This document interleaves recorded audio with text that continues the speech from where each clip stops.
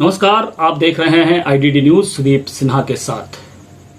गत 10 जून को बोकारो के सेक्टर 3C का रहने वाला 19 वर्षीय देवाशीष कुमार दोपहर में अपने घर से निकला, फिर वापस नहीं लौटा। 2 बजे के आसपास देवाशीष के मोबाइल से एक वीडियो उसके परिजन को भेजकर बताया गया कि देवाशीष का अपहरण कर लिया गया है। साथ ही फिरौती के रूप में 25 लाख रुपए की डिमांड रखी गई।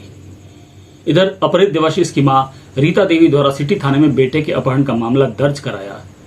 पुलिस मामले की गंभीरता को देखते हुए त्वरित सिटी डीएसपी के नेतृत्व में विशेष जांच दल का गठन कर मामले के अनुसंधान का जिम्मा सौंप दिया। जांच दल टेक्निकल सेल की मदद से सेक्टर 12 के रहने वाले देवाशीष के दोस्त अमन कुमार वत्स को उठाया। उससे हुई पुलिसिया पूछताछ में उसने अपहरित देवाशीष की गला दबाकर हत्या कर गिवन कॉलोनी के एक एबेंडेंट क्वार्टर में शव दफना देने की बात बताई। पुलिस ने उस क्वार्टर से देवाशीष के शव को बरामद करते हुए मौके से एक लोहे का साबल, शराब की आधी भरी हुई बोतल, मृतक के कपड़े तथा उसके चप्पल भी बरामद किए। बोकारो एसपी ने आज प्रेस वार्ता आयोजित कर बताया कि आरोपी साइबर अपराध का काम करता है। इसी अपराध के तहत उसका बैंक अकाउंट फ्रीज कर दिया गया था।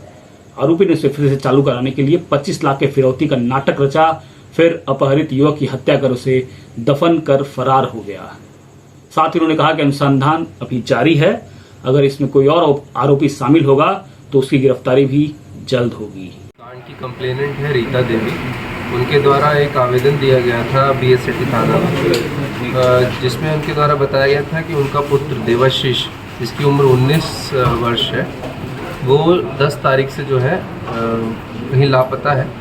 इसके बारे में पता नहीं चल रहा है और उनको शक था कि किसी के द्वारा उनको शायद किडनैप कर लिया गया है। उनके आवेदन पर जो है एक इसको जांच करते हुए, फर्दर इन्वेस्टिगेट करते हुए एक कांड भी दर्ज किया गया था। और उसी के क्रम में जो है अलग अलग सोर्सेज से पता करते हुए, टेक्निकल ह्यूमन सोर्सेज से पता करते हुए हमारी टीम जो है कल एक जो हमारी एसआईटी का गठन हुआ था हमारे डीएसपी साहब के नेतृत्व में, वो टीम जो है कल इस कांड के जो मुख्य अभियुक्त हैं अमन कुमार वत्स, उनको कल उन तक पहुंची और उन्होंने उनके कन्फेशन में उन्होंने बताया कि जो लापता व्यक्ति थे देवाशीष, उन्होंने उसकी मर्डर कर दिया है और वहीं पर जो है गेमन कॉलोनी में एक क्वार्टर में जहां वो रहता था वहीं पर उसको दफना दिया है। उनकी निशानदेही पर जो मृतक हैं, जो लापता व्यक्ति थे देवाशीष, उनकी बॉडी को रिकवर किया गया है, मजिस्ट्रेट की प्रेजेंस में उसको एक्सह्यूम किया गया है और साथ ही वहाँ पर कुछ चीज़ें बरामद की गई हैं। जो खोदने के लिए जो सब्बल का प्रयोग किया गया था उसको उनकी निशानदेही पे बरामद किया गया। जो शराब की बोतल जिस पे उन्होंने मृतक को शराब पिला के नशे में वो कर दिया ताकि वो उसको ईजीली हैंडल कर पाएँ, वो बॉटल बरामद हुई है। जो मृतक है उसका मोबाइल फ़ोन का जो सिम था जिससे लास्ट टाइम घर से बात हुई थी, वो सिम भी इन्हीं से बरामद हुआ है इनकी निशानदेही पर। एक मोबाइल फ़ोन, 3 मोबाइल फ़ोन बरामद हुए, मृतक का मोबाइल फ़ोन, जो ये अभियुक्त है उसका मोबाइल फ़ोन और एक मोबाइल फ़ोन एक्स्ट्रा बरामद हुआ है। उसके अलावा जो कपड़े हैं मृतक के, वो भी उनकी निशानदेही पर, अभियुक्त की निशानदेही पर गिरफ्तार हुए हैं। और ये जो है आप देखिएगा तो लगभग कल सुबह आवेदन हुआ और कल रात तक आप जानते हैं कि इसका उद्भेदन होकर जो है ऑलमोस्ट सारी चीज़ें हो गई थी।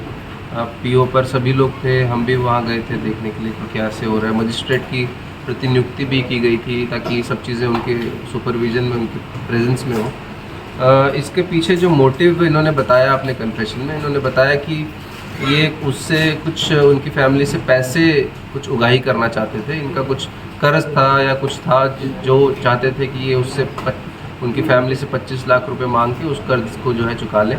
तो उसमें उन्होंने जो है, जब उनको लगा कि नहीं हो पाएगा या फैमिली को शक हो जाएगा, तो उसको मार दिया व्यक्ति को और वहीं दफना दिया। काफ़ी जल्दी इस कांड का उद्भेदन हुआ है और अभी हम लोग और भी इसमें जांच पड़ताल और पूछताछ कर रहे हैं। अल्टीमेटली तो वही आप देखिएगा, क्राइम के पीछे वही सब मोटिव्स होते हैं जो हमेशा से रहे हैं, हज़ारों सालों से। उसी में अभी आप जान रहे हैं ये इजी मनी का कॉन्सेप्ट, उसके लिए अलग अलग तरह से क्राइम कर रहे हैं। पुलिस थ्योरी को अगर माने तो यह अपहरण के बाद हत्या का मामला है, लेकिन पुलिस की थ्योरी में कई पेच भी सामने आए हैं। पुलिस ने अपने साक्ष्य में जो लोहे का साबल जब्त किया, क्या उससे किसी के शव को दफनाने के लिए गड्ढा खोदना संभव है, वो भी इतने कम समय में? वो रस्सी कहाँ है जिसमें बांधकर युवक का वीडियो उनके घर वालों को भेजा गया था? किसी की हत्या कर अकेले इतने कम समय में बिना किसी ठोस औजार के दफना देना कोई साधारण बात नहीं। ऐसे ही कई और रहस्य इस हत्याकांड पर भी दबे हुए हैं, जिस पर से पर्दा हटना पुलिस के लिए एक बड़ी चुनौती बन सामने खड़ी है, जिसे सुलझाना भी जरूरी है।